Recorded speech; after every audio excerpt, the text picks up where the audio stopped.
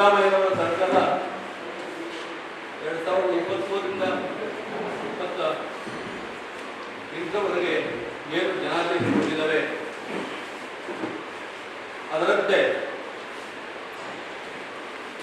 ಇವತ್ತು ಅಹಿಂದ ಚಳವಳಿ ಸಂಘಟನೆ ಬುದ್ಧ ಮಹಾವೀರ ಪೈಗಂಬರ್ ಜೀಸಸ್ ಇವರ ಶಾಂತಿ ಬಸವೇಶ್ವರ ಸಮಾನತೆ ಮಹಾತ್ಮ ಗಾಂಧಿಯವರ ಅಹಿಂಸೆ ಮತ್ತು ಸರ್ವೋದಯ ಡಾಕ್ಟರ್ BR ಅಂಬೇಡ್ಕರ್ ಅವರ ಸಾಮಾಜಿಕ ನ್ಯಾಯದ ಅಡಿಯಲ್ಲಿ ಇವತ್ತು ಈ ಅಹಿಂದ ಚಳವಳಿ ಈ ರಾಜ್ಯಾದ್ಯಂತ ಹೋರಾಟ ಮಾಡ್ಕೊಂಡು ಬರ್ತಾ ಇದೆ.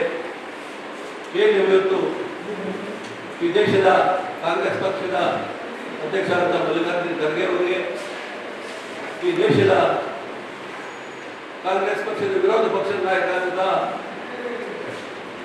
ರಾಹುಲ್ ಗಾಂಧೀಜಿಯವರಿಗೆ, ಈ ದೇಶದ ಮತ್ತೋರ್ವ ಕಾಂಗ್ರೆಸ್ ಪಕ್ಷದ ನೇತಾರರು ಸೋನಿಯಾ ಗಾಂಧಿ ಮೇಡಮ್ ಅವರಲ್ಲಿ ಮತ್ತು ಪ್ರಿಯಾಂಕಾ ಮೇಡಮ್ ಅವರಲ್ಲಿ ಒಂದು ಮನವಿ ಮಾಡೋಕ್ಕೆ ನಾವು ಇಲ್ಲಿ ಪತ್ರಿಕಾಗೋಷ್ಠಿ ಬಂದಿದ್ದೀವಿ. ಇದರ ಉದ್ದೇಶ ಏನಿವತ್ತು 23ರ ಚುನಾವಣೆಯಲ್ಲಿ ಕಾಂಗ್ರೆಸ್ ಪಕ್ಷಕ್ಕೆ ಬಹುಮತ ಕೊಟ್ಟಂತ ಈ ರಾಜ್ಯದ ಜನತೆ ಅಹಿಂದ ವರ್ಗ ಇವತ್ತು ಸಿದ್ದರಾಮಯ್ಯನವರ ಪರವಾಗಿ ಇವತ್ತು 136 ಜನ ಶಾಸಕರನ್ನ ಗೆಲ್ಲಿಸಿಕೊಂಡಿದ್ದೇವೆ. ಅದರಂತೆ ಇವತ್ತು 23ರಿಂದ ನಮ್ಮ ನಾಯಕರಾದ ಸಿದ್ದರಾಮಯ್ಯ 5 ಗ್ಯಾರಂಟಿಗಳ ಮುಖಾಂತರ ಈ ರಾಜ್ಯದ ಶೋಷಿತ ಅಹಿಂದ ವರ್ಗಗಳ ನಾಯಕರಾಗಿ ಇವತ್ತು ಅಹಿಂದ ವರ್ಗಗಳ ಏನು ಅಭಿವೃದ್ಧಿಗೆ ಶ್ರಮಿಸುತ್ತಿರುವ ಸಂದರ್ಭದಲ್ಲಿ ಈ ಅಹಿಂದ ವರ್ಗಗಳಿಗೆ ಎಲ್ಲೋ ಒಂದು ರೀತಿ ಆತಂಕ ಕೂಡಿದೆ. ಯಾವುದೇ ಕಾರಣಕ್ಕೂ ಈ ರಾಜ್ಯದ ಮುಖ್ಯಮಂತ್ರಿ ಸಿದ್ದರಾಮಯ್ಯನವರನ್ನ ಯಾವುದೇ ಕಾರಣಕ್ಕೆ ಬದಲಾವಣೆ ಮಾಡಬಾರದು. ಇಡೀ ರಾಜ್ಯದ ಅಹಿಂದ ಅವರ ಹಿಂದೆ ಇದೆ. ಅವರ 5 ವರ್ಷಗಳ ಅವಧಿ ಪೂರೈಸುವುದಕ್ಕೆ ಈ ರಾಜ್ಯದ ಜನತೆ, ಈ ಅಹಿಂದ ಹಿಂದುಳಿದವರು, ದಲಿತರು, ಅಲ್ಪಸಂಖ್ಯಾತರು ಹೆಚ್ಚಿನ ರೀತಿಯಲ್ಲಿ ಮತ ಕೊಟ್ಟು ಅವರ ನೇತೃತ್ವದಲ್ಲಿ ಇವತ್ತು ಈ ರಾಜ್ಯ ಸುಭಿಕ್ಷವಾಗಿದೆ. ಆದ್ದರಿಂದ ನಮ್ಮ ಅಹಿಂದ ಚಳವಳಿ,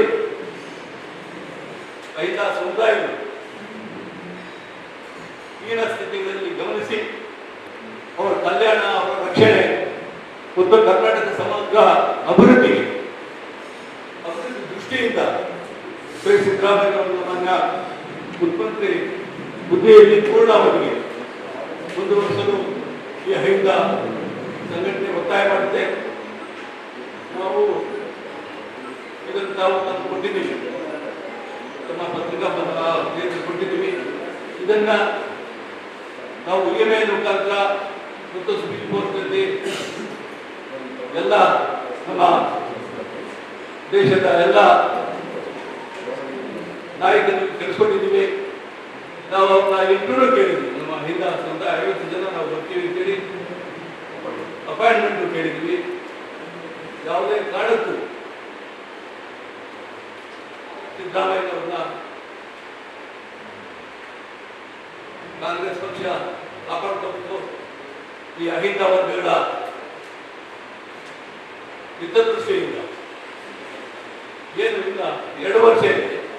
ಆ 2 ವರ್ಷಗಳು ಕೂಡ ಮುಖ್ಯಮಂತ್ರಿಗಳು ಮುಂದುವರಿಸಬೇಕು ಅಂತ ನಮ್ಮ ಅಹಿಂದ ಸಂಘಟನೆ ಒತ್ತಾಯ ಮಾಡುತ್ತೆ.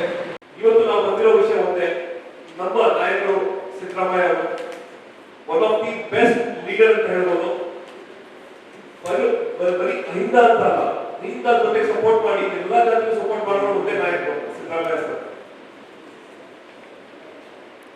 he has been always been supporting all the communities. Plus ನೀವು ಈ ವರ್ಷ ಬಜೆಟ್ ನೋಡಿದ್ರೆ ಪ್ರತಿ ಒಂದು ಕಮ್ಯುನಿಟಿಗೂ ಸಪೋರ್ಟ್ ಸಿಕ್ಕಿದೆ. ಅದರ ನಂತರ ಎವ್ರಿ ಮೂಮೆಂಟ್ ಅವರು ಬೇರೆ ಜಾತಿಗೂ ಸಪೋರ್ಟ್ ಮಾಡಿ ಮತ್ತೆ ಬಡ ಜಾತಿಗೆ ರೈತರಿಗೆ ಒಂದು ಸಪೋರ್ಟ್ ಸಿಕ್ಕಿದೆ. ಸಿದ್ದರಾಮಯ್ಯ ಸರ್ ಈ ಒಂದ ಅವಧಿಯಲ್ಲ ಹಿಂದಿನ ಅವಧಿಯಲ್ಲೂ ಕೂಡ ಸಪೋರ್ಟ್ ಮಾಡಿ ಒಳ್ಳೆ ಕಾರ್ಯನಿರ್ವಹಿಸಿದ್ದು ನಮ್ಮ ಮುಖ್ಯಮಂತ್ರಿ ಆಗಿದ್ದವರು ಇವತ್ತಿನ ಮುಖ್ಯಮಂತ್ರಿ ಆಗಿ ಕಾರ್ಯನಿರ್ವಹಿಸ್ತಾ ಇರೋದು ಒಂದು ಹೆಮ್ಮೆ ಇದೆ ನಮಗೆ. ಒಂದು ಸ್ಪೆಷಲ್ ಹೇಳ್ಬೇಕಂದ್ರೆ ಒಂದು is one of the powerful leader of Karnataka. ನಮ್ಮ ಕರ್ನಾಟಕ ಫೇಸ್ ಇದೆ. ಅವ್ರನ್ನ ನಾವು ಯಾವುದೇ ಕಾರಣಕ್ಕೂ ಈ 5 ವರ್ಷ ಅವ್ರು ಕಂಪ್ಲೀಟ್ ಮಾಡಬೇಕು ಅಂತ ಆಸಕ್ತಿಯಿಂದ ಬಂದಿದ್ದೀವಿ. ಅದು ಮಾಸ್ ಲೀಡರ್ಶಿಪ್ ನಮಗೆ ಬೇಕು ಈ ರಾಜ್ಯದಲ್ಲಿ ಅಂತ ನಾವು ಬೇಡ್ಕೊಳ್ತಾ ಇದ್ದೀವಿ. ಖಂಡಿತ ಅವರ ನೇತೃತ್ವ ನಮ್ಮ ರಾಜ್ಯಕ್ಕೆ ತುಂಬ ಒಳ್ಳೆಯ ಒಂದು ಪರಿಸ್ಥಿತಿಗೆ ತಂದಿದೆ. ಇನ್ನು ಮುಂದೆ ಕೂಡ ಅವರು ಇದ್ದು ಕಂಟಿನ್ಯೂ ಮಾಡಿದರೆ ನೇತೃತ್ವ ಬೆಳೆಯುತ್ತೆ ಅಂತ ನಮ್ಮ ಅನಿಸಿಕೆ. ಪರ್ಟಿಕ್ಯುಲರ್ಲಿ ನಮಗೆ ಏನು ಹೇಳ್ತಾ ಇದ್ದೀವಿ ಅಂತಂದರೆ, as A representative of the majority of the deprived communities, ಇಲ್ಲಿವರೆಗೆ ನಿಮ್ಮ ಮುಂದೆ ಪ್ರೆಸ್ ನೋಟಲ್ಲಿ ಕೊಡ್ತಾ ಇದ್ದೀವಿ, ತೋರಿಸಿದ್ದೀವಿ. ಹಿಂದೆ ಲಾಸ್ಟ್ ಪೇಜಲ್ಲಿ ನೀವು ಹಿಂದೆ ಫಿಕ್ಸಿಂಗ್ ನೋಡ್ತಾ ಇದ್ದರೆ ನಿಮಗೊಂದು ಟ್ಯಾಬ್ಯುಲರ್ ಫಾರ್ಮ್ಯಾಟ್ ಇದೆ. ಅದರಲ್ಲಿ ಯಾವ ರೀತಿ ನಮ್ಮ ರಾಜಕೀಯ ಶಕ್ತಿ ಹೇಗೆ ಡಿಸ್ಟ್ರಿಬ್ಯೂಟ್ ಆಗಿದೆ ಅಂತ ನಿಮಗೆ ಗೊತ್ತಾಗುತ್ತೆ. ನ್ಯೂಮರಿಕಲ್ ಮೈನಾರಿಟೀಸ್ಗೆ ಸಾಕಷ್ಟು ರಾಜಕೀಯ ಶಕ್ತಿ ಬೆಳವಣಿಗೆ ಆಗಿದೆ. ಆದರೆ ನ್ಯೂಮರಿಕಲ್ ಮೆಜಾರಿಟಿ ಇರುವಂಥ ಅಹಿಂದ ಸಮಾಜಗಳು ಅವರಲ್ಲಿ ಕೂಡ ಬ್ರೇಕ್ಡೌನ್ ಕೊಟ್ಟಿದ್ದೀವಿ ನೋಡಿ.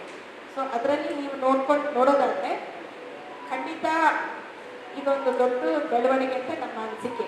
5 ಗ್ಯಾರಂಟಿಗಳ ಬಗ್ಗೆ ನಿಮಗೆ ಎಲ್ಲರಿಗೂ ಮಾಹಿತಿ ಇದೆ. ಅದ್ರ ಬಗ್ಗೆ ನಾವೇನೋ ಹೇಳಬೇಕಾಗಿಲ್ಲ.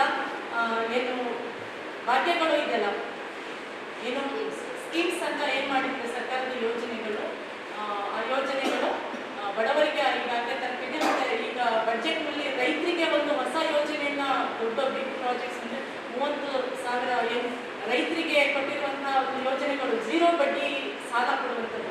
ಈಗ ಝೀರೋ ಬಡ್ಡಿ ಅಂದರೆ ಈಗ ಯಾವ ಸಾಲ ಸೌಲಭ್ಯಗಳು ತಗೊಳ್ಳುವಂಥದ್ದು ಎಲ್ಲಾದರೂ ಹೋಗಿ ಬಡ್ಡಿ ಇಟ್ಟೆ ರೈತರು ಜಮೀನ ಆರ್ಟಿಸ್ನ ಗಿಟ್ಬಿಟ್ಟು ಅದೆಲ್ಲ ಮಾಡ್ತಾ ಇದ್ರು. ಸೊ ಈ ರೈತರಿಗೆ ಸಿಕ್ಕಿರುವಂಥ ಕಳಕಳಿ ನಮ್ಮ ರಾಜ್ಯಕ್ಕೆ ಭಾರಿ